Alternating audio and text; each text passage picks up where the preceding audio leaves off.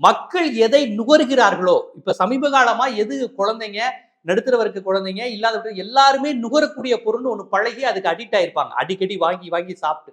ஈஸியா கிடைக்கிறதா இருக்கும். அந்த மாரி நுகர்கிற பொருட்களுக்கு இவங்க வரி அதிகரிக்கிறாங்க. ஏன்னு கேட்டீங்கன்னா, 10, 15 ஆண்டுகளா வாங்கி சாப்பிட்டு சாப்பிட்டு இல்ல வாங்கி பயன்படுத்தி பழகியிருப்பான். இனி அவனால உடனே விட முடியாது.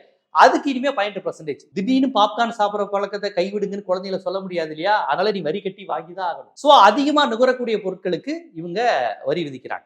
2வது தான் ரொம்ப கொடுமை. அத்தியாவசிய பொருட்கள், அடிப்படை பொருட்கள், நேப்கின் பயன்படுத்தாம இருக்க முடியாது. அப்படியா? வா வரி கட்டி நேப்கின் வாங்கு. குழந்தைங்களால இந்த ஸ்நாக்ஸ் சாப்பிடாம இருக்க முடியாது. வா வரி கட்டு. அப்ப நம்மள பழக்கப்படுத்துவது ஒரு புறம், நம்ம வாங்கியே ஆக வேண்டிய பொருட்கள் பலவனம். இந்த 2 பொருட்களுக்கும் வரி அதிகம் போடுறாங்க. ஆனால் பெரும் தனவந்தர்கள், பணக்காரர்கள் அவர்களுடைய டிரான்சாக்ஷன் மெத்தட்ல வரி என்பது அதிகரிப்பதே கிடையாது. இன்னும் சொல்ல போனா டைரக்ட் டாக்ஸ்